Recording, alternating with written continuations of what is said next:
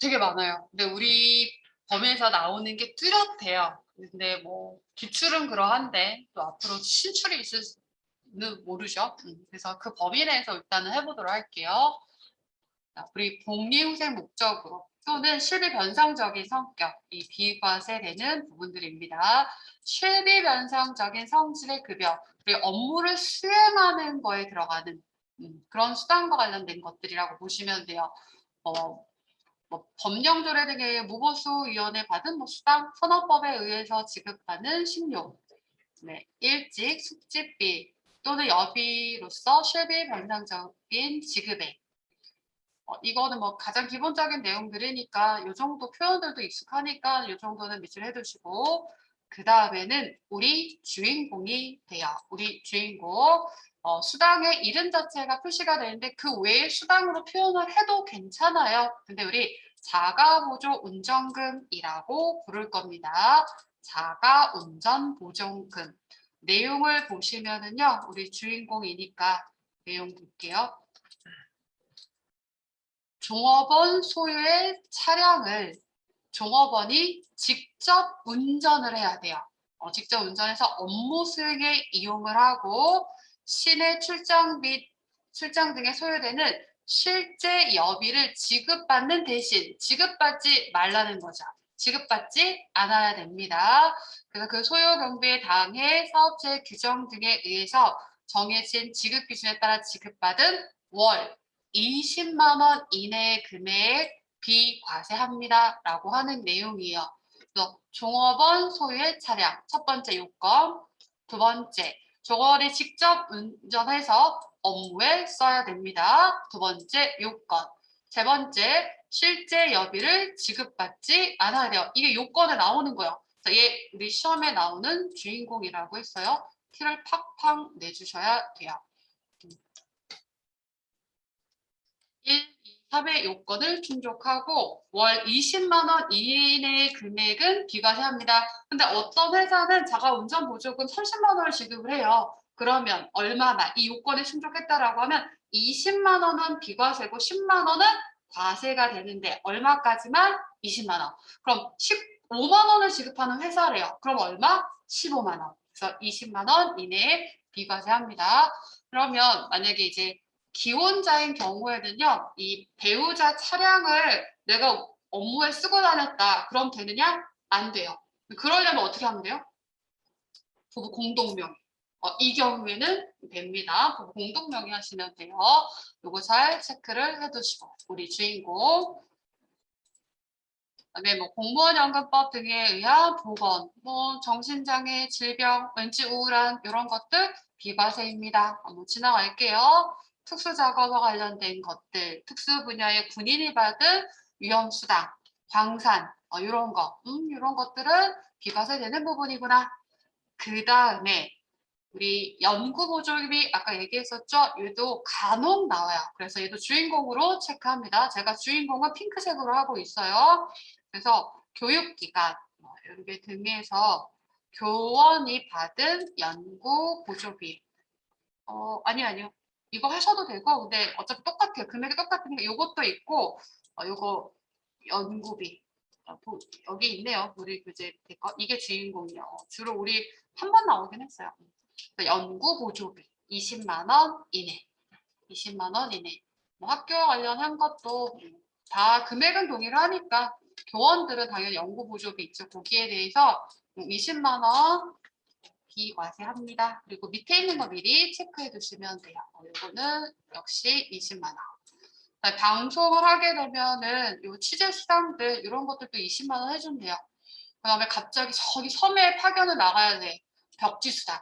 이런 것들. 벽지 근무 수당 월 20만 원 이내에 해주고요. 천재지변 기타 재해로 인해서 회사가 조금 도와줬다. 그런 것까지 과세하면 너무 우울하잖아요. 그런 건 비과세합니다. 외국인 근로자가 받은 수당 이런 것도 비과세합니다. 뭐 요건들이 또 있겠죠. 그 다음에 우리 주인공입니다. 진짜 주인공. 나오는 게 출산 보육수당이라고 하는 거. 진짜 주인공이에요. 완전 주인공. 얘는 우리 실제 수당명으로 좀 체크를 해두시면은요. 육아수당이라고 써두세요. 육아수당. 우리 이름이 명칭이 육아수당. 육아수당. 육아수당입니다. 그래서 출산이나 6세 이하, 그러니까 출산은 하면 6세 이하가 되겠죠. 6세 이하의 자녀, 보육과 관련해서 사용자로부터 받았다 수당을 월 10만 원 이내 금액을 비과세하겠습니다. 출산 보육수당. 근데 실제 우리 실무 프로그램에서 쓰는 건 육아수당으로 미리 기억을 하시면 돼요. 그러면 기혼자예요. 그러면 이제 여성 근로자, 남성 근로자 다 이제 둘 다 회사 다니고 있어요. 그럼 각자 다 회사에서 받을 수 있는 거 이거는 연말정산의 개념이 아니라 내가 급여에서 비과세 수당입니다 라고 하는 부분이에요. 근데 여기 표현을 잘 보세요. 내가 2살짜리가 있고 3살짜리가 있어서 우리 회사 내규에 따라서 1인당 10만 원이 책정이 돼서 20만 원을 받는데요. 그건 회사 규정인 거고요. 세법에서는 얼마만 비과세 주겠다? 월 10만 원. 그래서 인당 아니라는 거예요. 10만 원 이내입니다. 육아수당 10만 원 이내. 실제로 여러분들이 이제 실무를 내일 하려고 해요. 아니, 금요일에 하려고 해요. 그러면 이론상은 이렇게 알고 가시고 회사에서 만약에 20만 원을 줬다. 그럼 20만 원을 입력하면 프로그램이 알아서 10만 원 비과세, 나머지 10만 원 과세로 반영을 할 거예요. 다만 육아수당을 무엇으로 등록은 해줘야 된다? 비과세. 금액 계산은 자동으로 할 겁니다. 그래서 외우셔야 되는 부분. 그다음에 뭐 무리사주 조합과 관련한 것들 비과세 되는 부분들이 있습니다. 장기복무 제대 군인에 대한 거 비과세 해줍니다. 종업원 또는 대학교 교직원이 받은 아까 요것도 얘기했었죠? 요거 비과세합니다. 그래서 500만 원 초과 그 얘기했었어요. 그래서 요 500만 원 비과세입니다. 그 다음에 얘도 주인공 국외 근로소득이에요. 국외 근로소득에 해당합니다. 그래서 국외 근로소득 중에서는요, 그냥 외국 근로 하는 경우도 있고요. 건설 현장에 나가서 하는 경우도 있어요. 그래서 그냥 국외 근로 제공하고 받은 급여다. 그러면 월 100만 원까지 비과세 할 거고요. 원양 어업이나 건설 현장은 어때요? 좀 더 위험하죠. 그래서 요거 따로 끊어서 뒤로 넘어가면 얘들은 300만 원이에요. 그래서 100만 원짜리가 있고 300만 원짜리 있고 왠지 위험한 것들은 300만 원 이렇게 보시면 돼요. 실제로 프로그램에 선택하도록 되어 있어요. 그래서 외국 항행 또는 건설 현장, 원양어선 이런 건 위험하니까 300이구나 라고 보시면 되세요. 앞에는 밑줄만 그었어요. 100만 원짜리가 있고 300만 원짜리가 있습니다. 그래서 우리 지금은 또 사라졌는데 또 얘기가 살짝 나오고 있는데 예전에 개성공단이 있었던 시절 있죠. 북한이 우리나라인가요? 아니죠. 그러면 그때는 국외 근로소득에 해당을 하는 거예요. 그래서 그런 경우가 있다. 100만 원짜리에 해당을 하겠죠. 자, 또 넘어갈게요. 뒤로.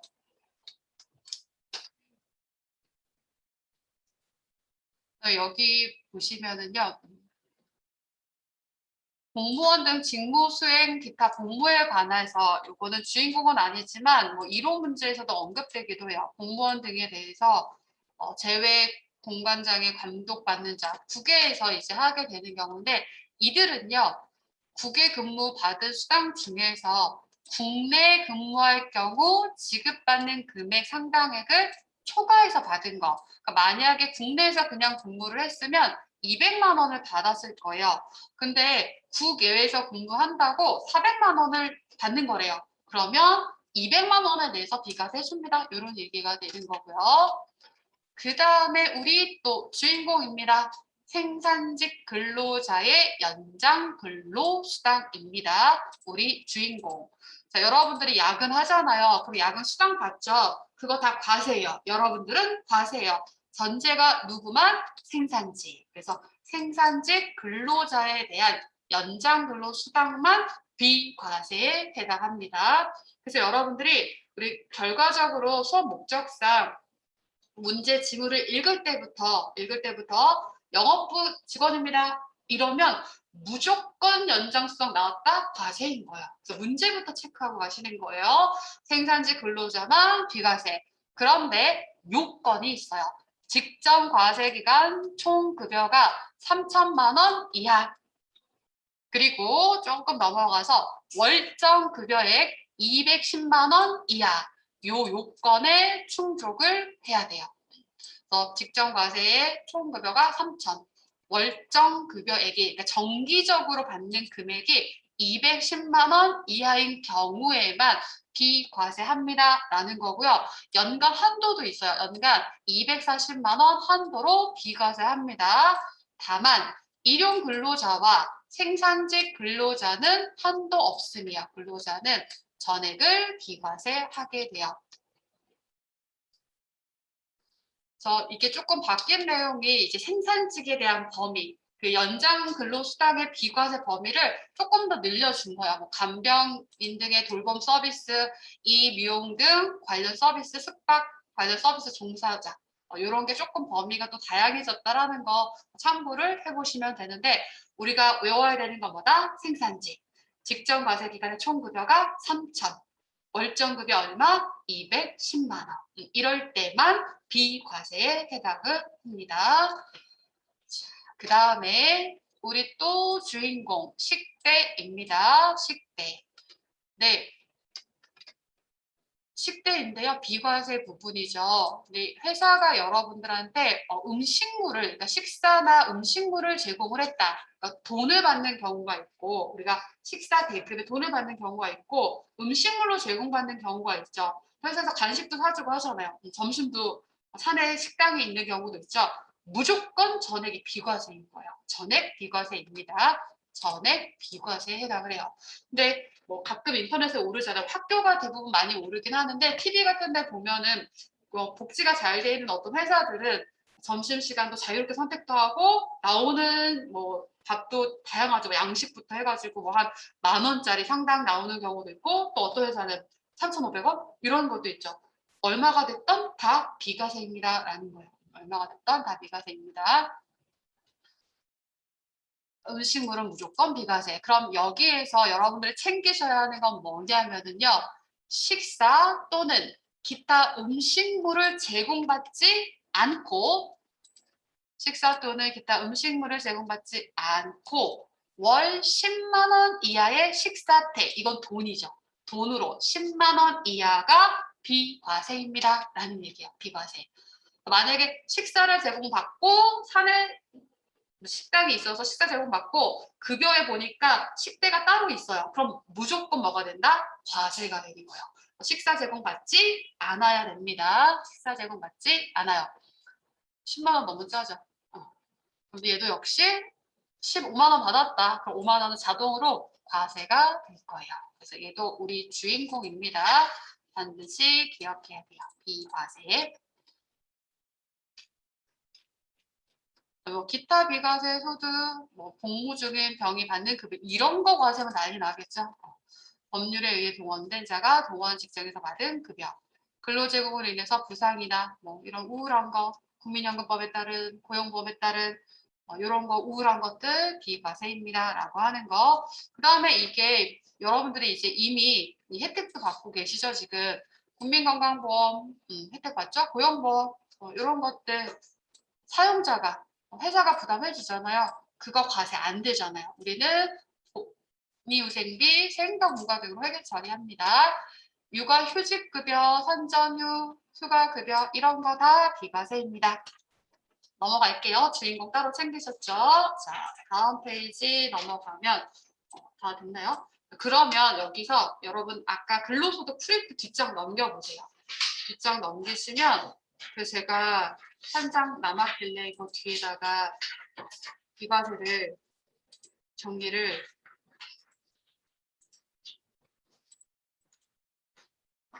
해놨어요.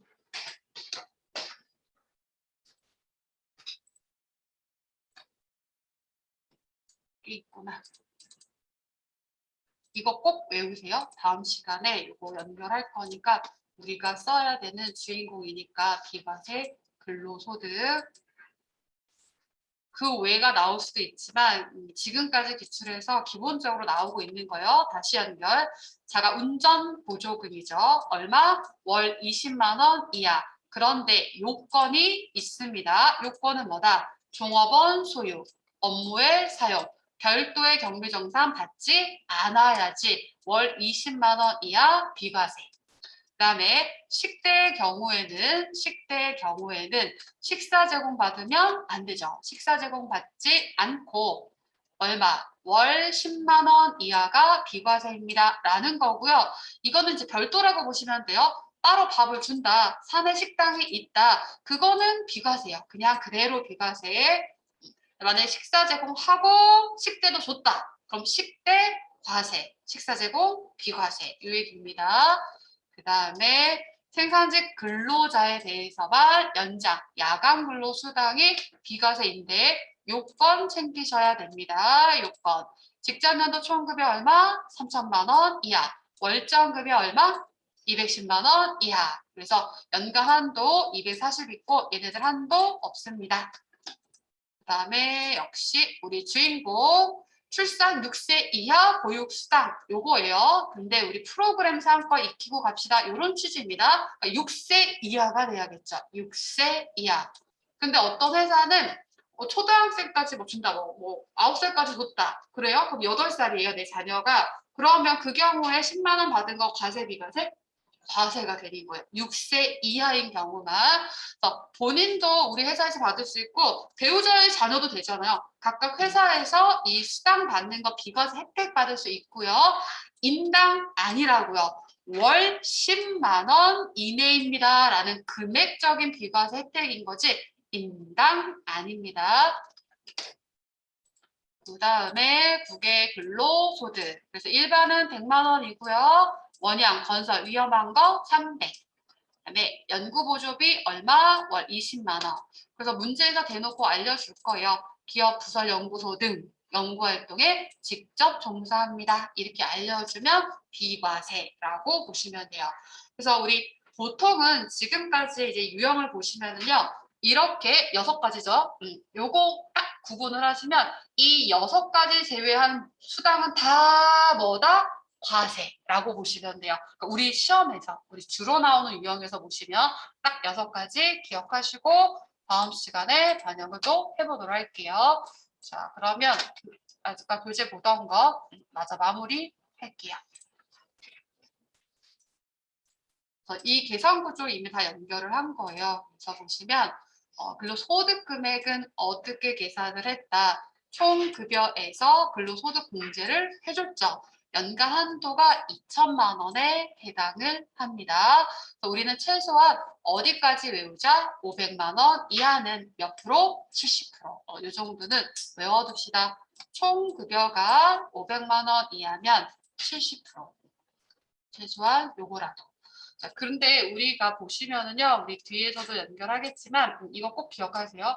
우리는 1년 동안 발생한 소득에 대해서 계산을 하는 거죠. 그런데 필요경비라고 하는 건 이 소득을 어디서 쓴 거예요. 그래서 내가 만약에 5월 달에 입사를 하거나 쭉 회사 다니다가 퇴사를 할 수도 있겠죠. 그렇다면 이 필요경비에 준하는 근로소득이니까 이것도 월할 계산하느냐? 그렇지 않아요. 그래서 1년 미만 근무한 경우에도 월할 계산하지 않고 전액 공제해 줍니다. 이런 기간 계산할 필요 없습니다요. 요거 밑줄 쫙 해주시고 그리고 아까 일용 근로자의 경우는 무조건 15만 원 근로소득 공제 적용합니다. 아까 말씀드렸던 것처럼 여기 근로소득만 있는 경우 총 급여액이 500만 원 이하라면 70%가 적용되니 근로소득 금액은 얼마가 된다? 150만 원. 우리도 직접 계산해 보셨죠? 이렇게 해서 연결해 보시면 되세요. 이 예제 한번 집에 가셔서 복습하시면서 해보세요. 답도 여기 딱 있고 우리 이 계산 구조 총급여 구하고 여기에 따른 70% 적용하고 나머지 구간도 40% 적용하는 거 한번 흐름 타면서 해보셔도 됩니다. 이렇게 해서 하시면 나머지는 이제 문제 파트가 될 거예요. 보고 정리하시면 되고 그럼 2배사 근 연금소득 갈게요. 연금소득은 진짜 찔끔하고 지나갈 거고요. 기타 소득 보도록 할게요. 자, 교재가 앞으로 넘어가야 돼요. 순서가 조금 거꾸로 돼 있어서 페이지가 284페이지. 프린트, 다른 프린트 있죠? 그 프린트를 좀 챙겨보세요.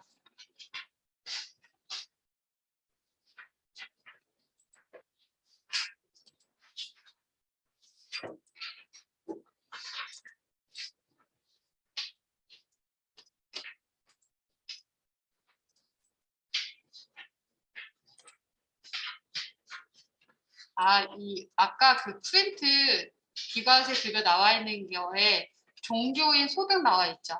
칸이 남아서 제가 넣었어요. 우리 범에서 종교인 소득을 따로 다루지는 않고 교재에도 이제 없잖아요. 그래서 언젠가 오늘 뭐죠? 그 캐디라든지 이 사람들 세법 개정된 거 이제 한 뉴스가 있는데 거기에서 또 막 얘기하죠. 댓글 같은 데 보면 종교인이랑 과세하지. 이게 배풀이에요. 이게 배풀. 종교인 이미 과세합니다. 2018년도부터 이미 과세해요. 그래서 근로소득으로 과세하기도 하고 기타 소득으로 과세하기도 해요. 그래서 여러분 이거 참고하시라고 제가 넣어놓은 거니까 그래서 우리 이제 이따가 배우게 되는 기타 소득. 기타 소득 살짝 대상구조 보셨죠? 필요경비. 그래서 추정치 있습니다라고 했잖아요. 그래서 얘도 이런 게 있고 이 종교인의 소득에 대해서도 비과세되는 부분들이 있다라는 얘기예요. 그래서 기타 소득을 할 수도 있고 근로소득을 할 수도 있고 원천 징수를 하잖아요. 이것도 이 간이세액표라는 거에 의해서 원천 징수합니다. 이런 거. 그러니까 또 연말정산 이렇게 또 하기도 합니다. 지금 참고하시라고 넣어놨습니다. 종교인도 과세합니다. 그러면 이 연금소득에 대해서 보도록 할게요. 우리 범위가 많지 않습니다. 제가 그렇게 말씀을 드렸는데 그래서 계산구조랑 이런 거 살짝 넣어놨습니다. 프린트 바로 보시면은요. 급여액이랑 유사하다라고 했어요. 제가 아까 나눠드린 프린트 있으실 거예요. 이 프린트 없으시면 뒤에서 안 갖고 온 거고 프린트 찾으셨으면 볼게요.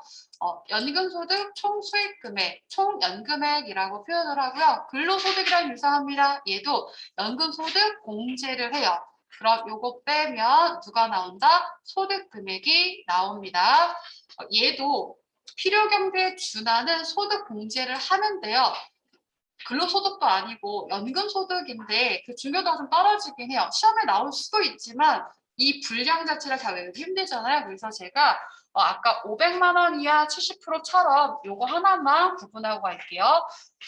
총연금액이 350만 원 이하라면 공제를 이 총연금액을 공제한다는 얘기예요. 그래 버리니까 소득금액은 얼마가 된다? 0이 된다. 그러니까 이론상으로 요것만 기억하시면 되겠죠. 그리고 한도는 이 연금소득 공제 한도는 얼마? 900만 원. 이 정도만 기억을 하세요. 아까 근로소득은 2천만 원. 이런 게 있었죠. 연금에 대한 내용인데요. 앞서서도 수익비용 대응 원칙 이런 표현을 했어요. 내가 뭔가 비용으로 인정받았다. 그와 관련된 소득은 과세 대상입니다. 이렇게 했었는데 여러분 2001년도까지는요. 소득공제를 안 해줬어요. 또는 내용에 따라 50%한 적이 있어요. 여러분들이 연금을 납입했을 때 그럼 그와 관련해서 연금 납입했을 때 내가 공제를 못 받았으니 그와 관련해서 뭔가 얻었다. 연금을 수령했을 때 역시 과세를 안 했었어요. 그런데 2002년도에부터 전액 소득공제를 해주는 거예요. 전액 소득공제를 합니다. 그러면 그와 관련해서 받은 거에 대해서 어떻게 된다? 과세가 되겠죠. 과세가 되는 거예요. 그럼 이때 연금의 형태로 받으면 연금소득. 일시에 받으면 퇴직소득이 됩니다. 프린터 없으면 저기 뒤에 빨리 갔다 와요. 혹시 없으면 못 찾겠으면 이렇게 과세가 돼요. 내장 잘 챙기세요. 여기는 이제 별거 할 게 없고 여기 우리가 원천에 따라서 달라지는 것만 구분하시면 돼요. 우리가 연금 납입을 하죠. 연금을 납입하면 금융기관에서 운용을 할 거예요. 그럼 이때 어떻게 튀어나오는지에 따라서 다릅니다. 이런 얘기야. 그래서 요거 뭐 교재에 말로 써 있는데 이 그림으로 볼게요. 우리가 납입 단계 퇴직금이래요. 근데 어쨌든 얘를 연금 계좌에 넣어놨어. 또는 내가 개별적으로 연금 가입을 했대요. 사적연금 가입을 했습니다. 여기에 넣어놓게 되면 여기서 막 운용을 하겠죠. 운용을 합니다. 막 굴려. 연금 계좌에서 굴립니다. 운용을 했다가 연금 계좌에서 얘가 튀어나오는 형태가 인출되는 게 연금으로 수령했다? 연금 소득인 거야. 근데 그 형태가 튀어나오는 게 일시에 수령을 했대요. 그럼 퇴직금으로 일시에 수령을 하면 퇴직 소득으로 가서 되는 거야. 근데 이제 연금 계좌에 돈 넣어놓으니까 어떤 수익 등이 생길 수 있겠죠. 뭐 중간에 해지할 수도 있겠죠. 그러면 그때는 뭐가 된다? 기타 소득. 그래서 인출 단계에서 달라지는구나. 보고 파악하시면 돼요. 그리고 이 연금 계좌 운용이라는 개념, 튀어나오는 거에 따라 자세가 달라지는 것만 그렇구나 보고 가시면 돼요. 그래서 여기에서 연금이 어디로 가는 것도 있다. 기타 소득으로 가는 게 있구나. 그것도 기억하세요. 기타 소득에서도 살짝 언급이 되니까. 그럼 여기 뭐 연금의 종류에는 어떤 것이 있는지 보실 건데 크게 그냥 이거요. 공적 연금이 있고 사적 연금이 있습니다. 별거 아니에요. 여러분들이 우리 이미 알고 있는 국민연금, 공무원연금법 이런 것들은 공적연금. 여러분들이 금융기관에 가입하는 연금저축 이런 것들은 사적연금이 되는 거예요. 그래서 공적연금의 경우에는 가리세교에 의해서 원천징수. 다음 연도 1월분 연금 지급 시에 연말정산합니다. 그러니까 공적연금에 대해서는 이 내용을 좀 기억하셔야 되겠죠. 근로소득과 유사합니다. 간이세교에 의해서 원천징수.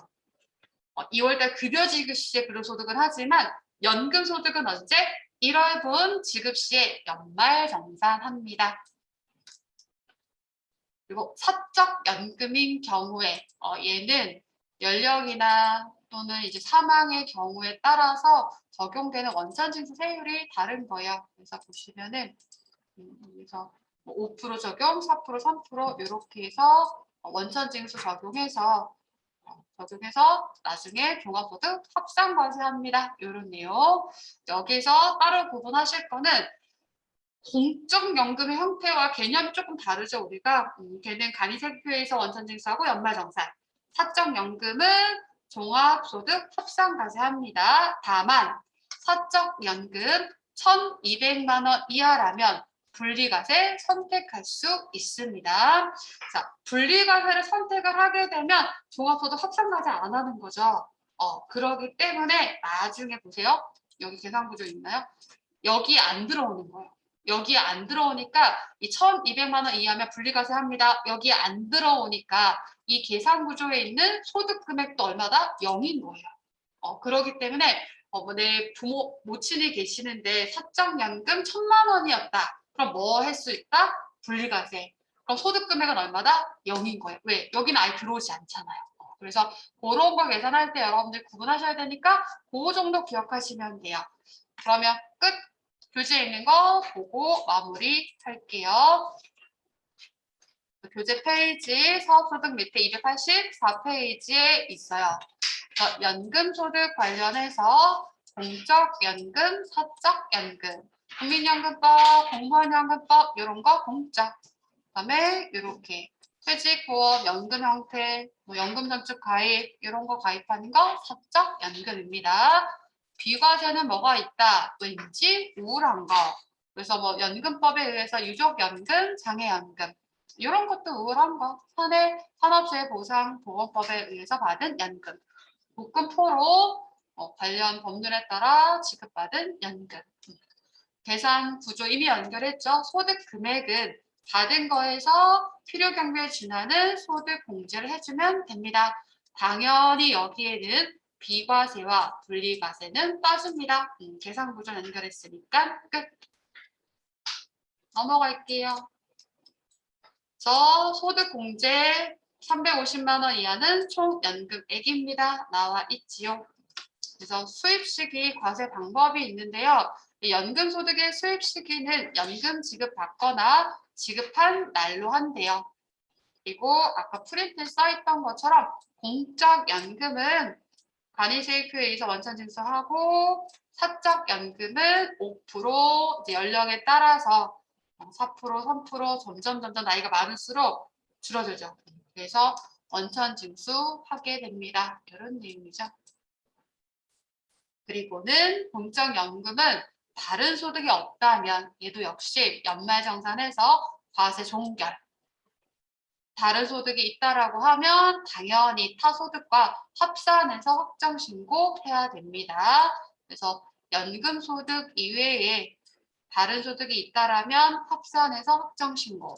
다만 사적 연금 1,200만 원 이하는 분리과세 선택할 수 있다. 분리과세 선택할 수 있습니다. 자, 이제 기타 소득으로 들어가 보면 됩니다.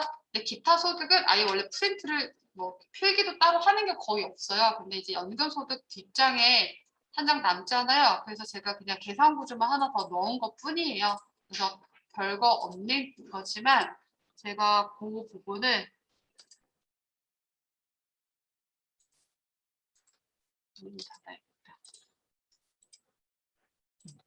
그 부분을 이렇게 보면은요, 요거 연금소득 뒷장에 있어요. 연금소득 뒷장에 기타 소득의 성격은 뭐다? 일시 우발적입니다. 사업소득과 명확하게 구분이 되는 성격이기는 했었어요. 일시 우발적 소득입니다.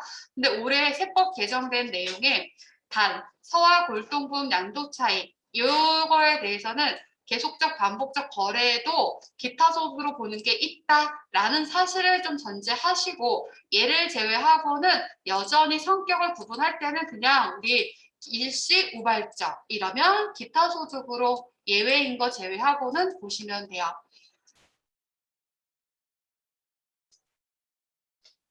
단 사업장이 있으면 사업소득으로 과세가 된대요. 사업장이 있다라고 하면 요거는 사업소득으로 과세됩니다. 이게 세금 부담이 너무, 그러니까 대부분 이제 서화 골동품 같은 거 판매는 이제 화가들이 많이 하잖아요. 근데 이거 사업소득으로 과세를 하게 되면 사업소득의 계산 구조는 어때요? 실제 입증 가능한 필요경비만 인정을 받는 거고, 기타 소득은 뭐가 있다? 추정경비라는 게 있잖아요. 그러다 보니까 이제 세부 부담이 너무 크다 보니까 이제 이런 것들을 반영을 해준 부분이다라고 보시면 돼요. 다만 사업장이 있다라면 사업소득이 됩니다. 이렇게. 자, 기타 소득 번 거예요. 총 수익 금액에 기타 소득 벌기에서 들어간 필요 경비. 근데 제가 얘를 뭐라고 표현하냐면요. 이럴 줄 몰랐습니다. 요 소득이 기타 소득입니다. 라고 표현을 해요. 그러니 내가 이러한 소득을 벌기 위해서 들어간 비용을 잘 챙기지 못했다고요. 그래서 뭘 인정해준다? 추정 경비를 인정해줍니다. 다만 실제하고 둘 중에 큰 거예요. 당연히. 실제치가 더 크다라고 하면 당연히 실제가 되겠죠. 그래서 맥스, 큰 거. 실제하고 구분해서 더 큰 거. 큰 거만큼 인정을 해줍니다. 예전에는요, 아주 간단했어요. 추정 경비 80%. 그냥 땡이었는데요. 지금은 80, 기존처럼 80짜리도 남아있고, 대부분 80이었던 게 90짜리로 바뀌었고, 60짜리로 바뀌었고, 90짜리도 존재해요. 그래서 여러분들이 좀 구분이 좀 필요하시다는 거, 수업 목적상은 90%짜리도 있습니다. 근데 다 못 외운다. 그럼 최소한 하나는 들고 가자. 그렇다면 여러분들은 보통 60%짜리, 60%짜리를 좀 기억을 해주시면 돼요. 옛날에 주로 80%였던 게 60%가 됐습니다. 이거 계산 구조를 제가 좀 연결을 할 건데요. 우리 구분이 되실지 모르겠는데 이자 소득은 필요경비 인정을 안 하죠. 그러니까 이자 소득 총 수익 금액과 이자 소득 금액이 같아요. 그럼 이자 소득도 원천 징수하게 되면 이 원천 징수 세액은 어디에다 계산을 하냐면 이자 소득 받은 거에다 계산하면 돼요. 그러니까 여기가 됐든 여기가 됐든 상관없죠. 원전징수 세율 곱하는 게 몇 프로? 14%였었죠. 그런데 이 기타 소득은요. 미리 써놓을게요. 총 수익 금액에 필요 경비를 뺀 기타 소득 금액의 원천징수세율을 곱하는 거예요. 여기에다가 원천징수세율을 곱합니다. 미리 써줄게요. 원천징수세율을 여기다 곱하시는 거예요. 그래서 여러분들이 이 구조를 좀 기억을 하셔야 돼요. 기타 소득에 대해서 이 구조를 기억합니다. 최소한 이렇게 생긴 거 딱 번거에서 필요 경비 뺀 금액에 원천징수세율을 곱합니다. 이 구조 좀 기억을 해두시면 돼요. 원천징수세율은 교재에 있는 종류들 보고 와서 원천징수세율 정리를 해드리도록 할게요. 여기다가 이따 연결. 그러면 이제 교재에 있는 거를 볼게요.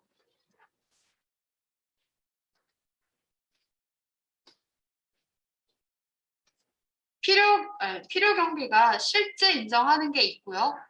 90%짜리가 있고요. 60%짜리가 있고 80%짜리가 있죠. 너무 다양하다고요. 그래서 교재 뒤로 가면 물론 얘를 구분을 해줘요. 이따 뒤로 가서 볼게요. 여러분들은 80%짜리 있고 뭐 60%짜리 있고 요렇다라고 하는 건데 얘를 아예 처음부터 구분을 해주면 좋은데 그렇지 않아서 제가 내용 보면서 살짝씩 얘기해 드릴게요. 자, 기타 소득 범위입니다. 고용관계 없이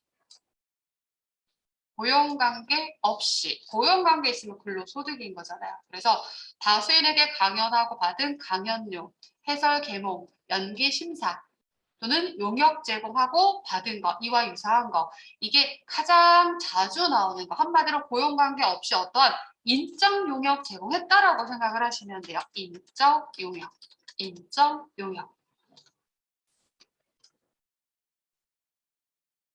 TV 같은 데 보면은 뭔가 이제 해설도 하고 연기 심사 뭐 이렇게 하러 나오시는 분들 있죠? 그런 분들은 다 뭐다? 기타 소득에 해당을 하는 거예요. 그럼 얘네들이 몇 프로냐면 60%짜리예요. 그래서 가장 자주 나왔던 60%짜리 원래 80%였던 게 60이 됐습니다. 그래서 요거를 좀 기억을 하시면 돼요. 문해 창작도 60%짜리긴 해요. 이것도 제 색깔로 구분할까요? 60%는 붉은 걸로 할게요. 문해 창작 소득도 기타 소득 60% 필요 경비 인정해 줍니다. 뭔가 창출해내는 거잖아요. 내 머릿속을 쥐어 짜는 거야. 그런데 그거 실제 입증할 수가 없잖아요. 추정 경비 60%를 인정해 줍니다. 저렇게 보시면 되고요.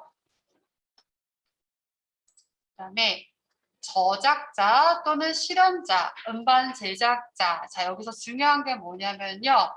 방송 사업자 외예요. 외가 중요한 거예요.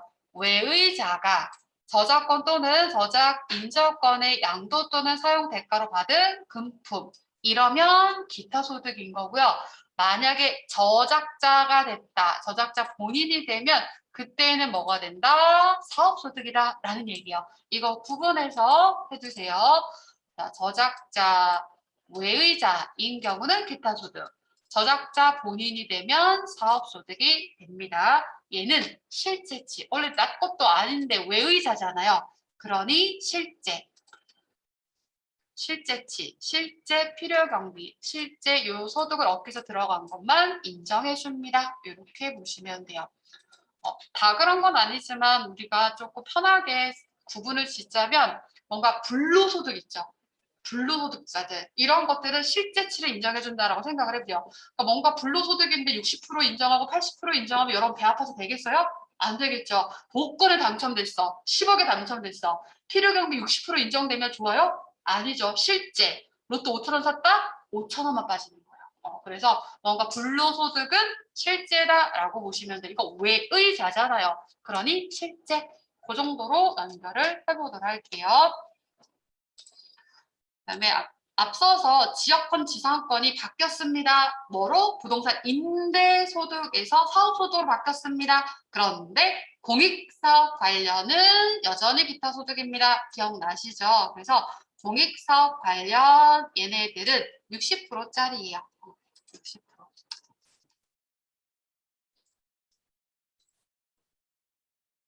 다 외울 수는 없어요. 써두고 자꾸 이제 익숙해지시는데 최소한 얘는 외울 거예요. 임정, 용역 60%. 이거는 외우시면 되세요. 다 못 외우더라도. 역시 전부는 아니지만 일시적으로 내 거 원래 내 장소 갖고 있었는데 살짝 일시적으로 빌려줬더니 생겼다? 그럼 이거 왠지 나한테는 억울하잖아요. 불로소득. 그래서 얘는 실제.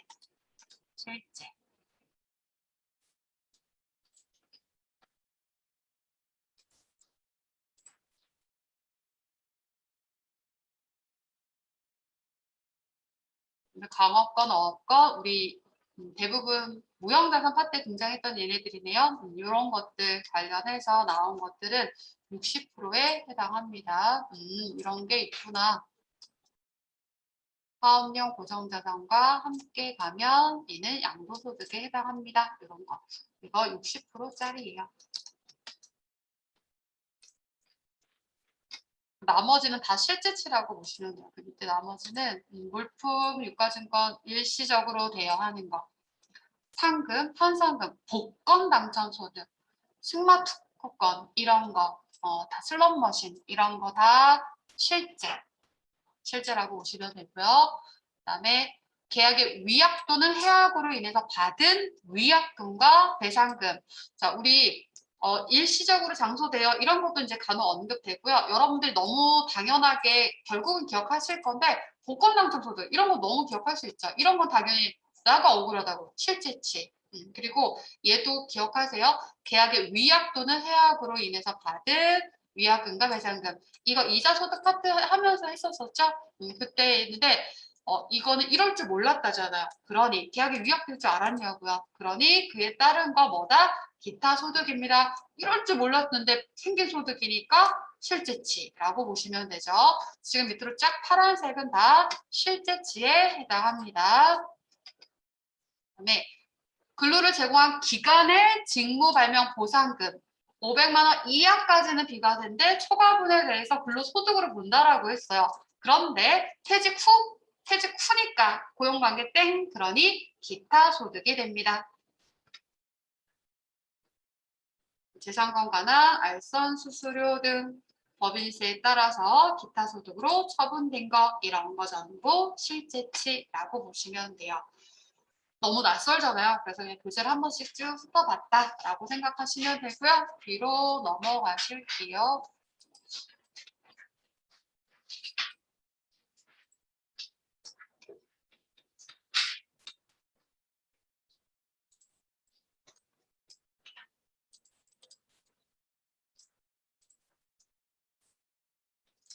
그리고 얘도 자주 언급돼요. 뇌물, 알선, 수재, 배임, 수재, 알선, 배임, 수재 이런 거 이럴 줄 몰랐다의 소득이죠. 이럴 줄 몰랐습니다의 소득. 그다음에 서와 골동품 양도로 발생한 거예요.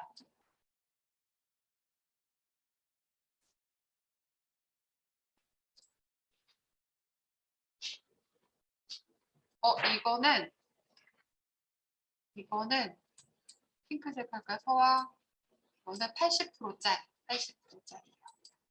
옛날에 그대로 80%짜리.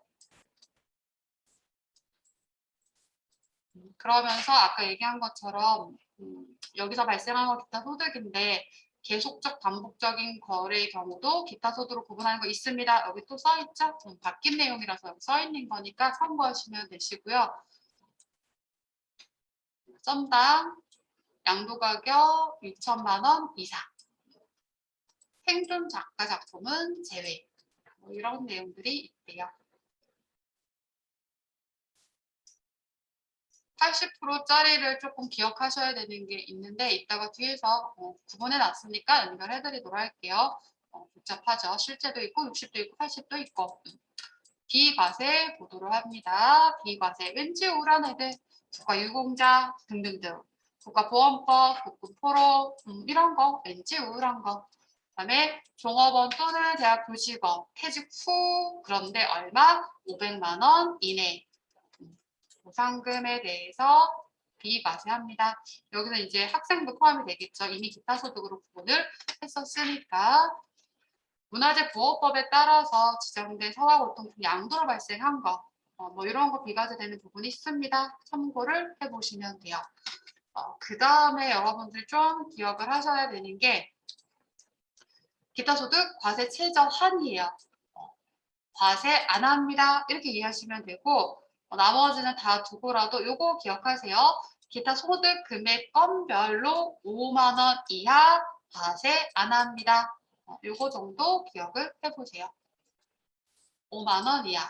근데 여기에서는요. 기타 소득 금액이요. 기타 소득 금액 5만 원 이하. 그러면 필요 경비까지 뺀 금액이 5만 원 이하이다라는 거죠. 기억할 수 있어요. 이렇게 기억하셔도 돼요. 여러분, 그 복권 로또 4등이 얼마인지 아세요? 5만 원. 5만 원. 제 남동생이 있는데 되게 짓궂어요. 어느 날 막 쓰레기를 저한테 갖다 주더라고요. 한 20몇 년 전이요.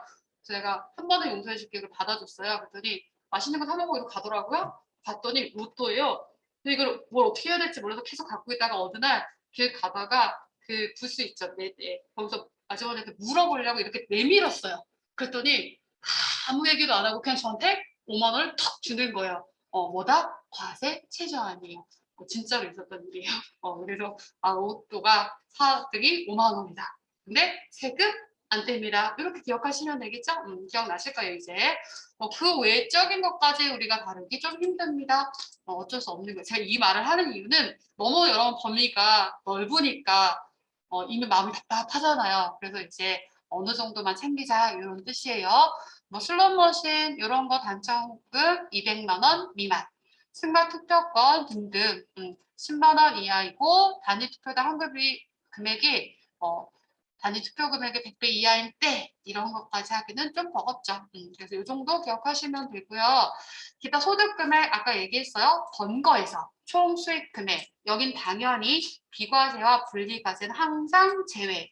총 수익 금액에서 누굴 뺀다? 필요경비. 이때 필요경비는 실제로 있고 추정경비 둘 중에 큰 거. 그래서 80, 60, 90도 있습니다. 이런 얘기가 됩니다. 그러면 여기에 무조건 분리과세 기타 소득이 있습니다. 제가 여러분 프린트 마지막 장 이따 볼 건데요. 거기 따로 적어놨어요. 무조건 분리과세예요. 여러분 종합과세의 의미가 뭐예요? 다음 연도에 5월달에 합산과세 하는 거죠. 여러분들이 로또 당첨됐어요. 근데 이제 코로나 때문에 안 먹혀. 제가 여러분 로또 당첨됐어요. 그럼 이 나라 계실 거예요? 그럼 다 뭐예요? 아니요. 다 뜬대. 그럼 어떻게 종합과세를 하겠어? 그러니 어떻게 하자? 분리과세 땡이라고 생각하시면 돼요. 무조건 분리과세입니다. 기억하셔야 돼요. 그래서 복권 당첨 소득 등등등 얘네들 무조건 분리과세입니다. 얘를 대표로 요런 사행성 이런 것들 무조건 분리과세 이렇게 기억하시면 되겠죠. 그다음에 선택적 분리과세라고 하는 거는요. 내가 종합과세 할 수도 있고 또는 선택적 분리과세 할 수도 있습니다. 이런 얘기가 돼요. 결과적으로 보면요. 우리가 약간 단편적으로 얘기할 수도 있는데 분리과세가 다 내가 유리한 게 아니에요. 분리과세가 다 유리한 게 아닙니다. 왜냐하면은요. 우리 과세표준 아까 연결했잖아요. 1,200만 원 이하면 6%고 4,500만 원 거기까지는 또 몇 프로요? 15%잖아요. 근데 내가 얼마 돈도 안 되는데 얘네들 원천징수 세율 있다 얘기했거든요. 20%란 말이에요. 20%. 그럼 그게 더 부담이 클 수도 있다라는 얘기가 되겠죠. 자, 근데 이제 그런 거 감안하고 파악하시면 되세요. 그래서 여기 보시면 기타 소득 중에서 뇌물, 알선, 대임 수재 받은 금품을 제외한 이런 거 제외한 소득 금액이 필요 경비 공제 후 이 말은 뭐다? 소득 금액이죠. 요거요. 기타 소득 금액. 요 금액이 300만 원 이하면 뭐 할 수 있다? 분리과세 할 수 있다. 그래서 여러분들이 분리과세 할 수 있는 기준 금액을 앞서서부터 제가 외워야 됩니다라고 했는데 기타 소득은 얼마? 300만 원. 분리과세 선택할 수 있다. 그럼 이자와 배당은 얼마였어요? 2천만 원. 분리과세 할 수 있습니다. 오늘 배웠던 사적연금은 얼마? 1,200만 원. 기타 소득 금액은 얼마? 300만 원 하시면 돼요. 그러니까 분리가 되었으니 종합과세 그 계산 구조에 안 들어오는 거예요. 종합소득 금액은 무조건 얼마가 된다? 0이 되는 거예요. 그래서 뒤에서 연말정산 때 연결해 드릴게요.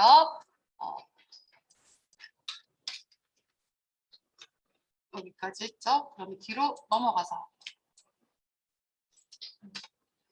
300만 원 이하 할 수 있다 이런 얘기고요. 아까 얘기했던 요거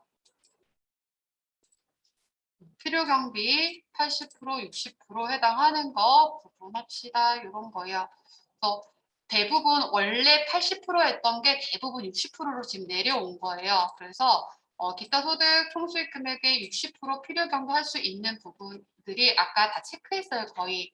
근데 이 중에서 여러분들이 외울 만한 게 뭐가 있다. 요거 인적 용역. 인적 용역에 대해서 외우시면 돼요. 최소한 요거는 외워둡니다. 그리고 예전 그대로 80%를 유지하는 게 있는데요. 유지하는 것 중에서 첫 번째, 공익법인이 주무관청의 승인을 얻어서 상금을 받았거나 순위 경쟁을 통해서 상금을 받으면 입상자 있죠? 그러면 80%래요.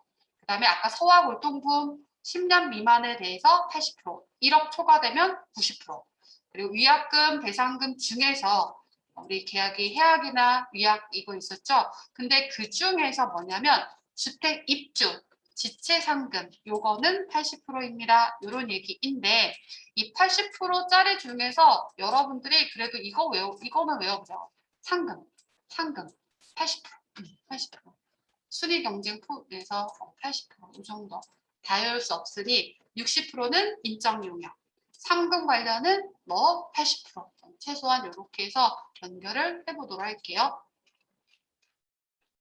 그다음에 수입시기. 일반적인 기타 소득 지급받는 날이래요. 법인세법에 의해서 소득 처분이 기타 소득으로 된 거. 결산 확정일에 속한 사업연도. 결산 확정은 이제 재무제표 승인 딱 받는다니까 다음 연도가 되겠죠. 그다음에 환업재산권 등 각종 권리를 양도하고 받은 금품에 대해서는 대금 청산한 날, 자산을 인도하는 날 또는 사용 수요일 중 빠른 날 이렇게 보시면 되고요. 과세 방법입니다. 이제 여기가 포인트인데 과세 방법. 분리과세를 하는 거죠. 분리과세를 제외하고는 당연히 뭐가 돼요?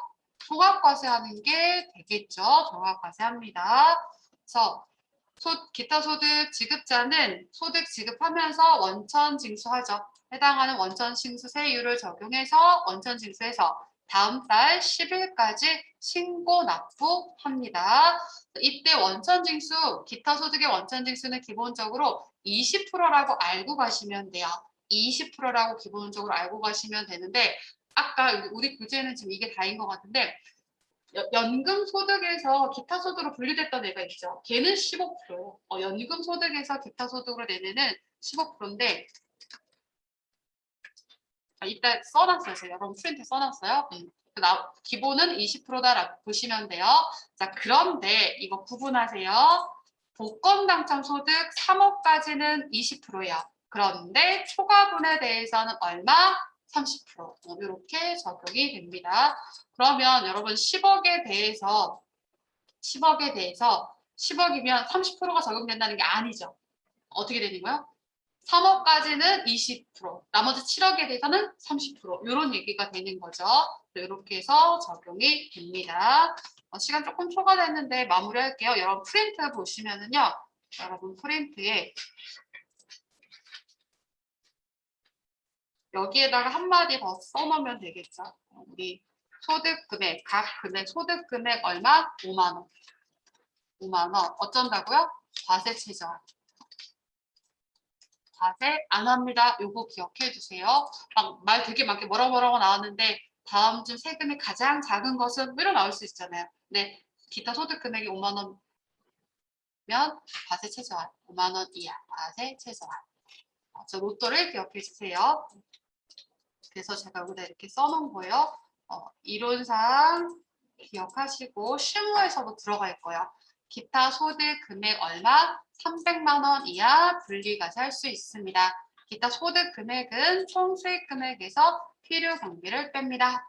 자, 무조건 종합과세 하는 거 외워볼까요? 여러분, 뇌물 받았을 때 누가 원천징수 하겠어요? 그러니 어떻게 하죠? 당연히 종합과세. 이렇게 연결해 보시면 돼요. 그리고 무조건 분리과세는 뭐? 복권 당첨소득. 이거 외우기로 했으니까. 선택적 분리과세는 300만 원 이하.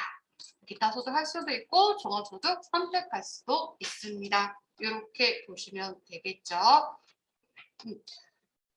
여러분 보세요. 이거는 이제 본인이 직접 연결이 돼야지 이해가 됐을 건데 내 입장에서는 기타 소득으로 하는 게 더 좋은지 종합소득으로 하는 게 더 좋은지 다를 수 있겠죠. 소득 금액에 따라서 다를 수 있습니다라고 했어요. 왜?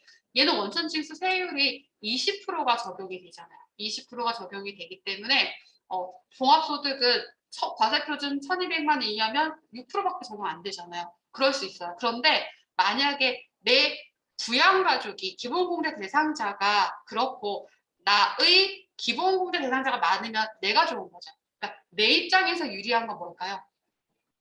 내 입장에서. 분리과세하는 게 유리하겠죠. 내 입장에서는. 내 입장에서는 분리과세를 하면 이 사람이 내 기본공제 대상자가 되는 거잖아요. 그래서 그런 기준으로 문제를 판단을 하시면 되세요. 이거 분리과세 또는 종합소득으로 선택합니다. 된 것 같아요. 여기까지 우선 정리하시고요. 10분 쉬었다가 연결할게요.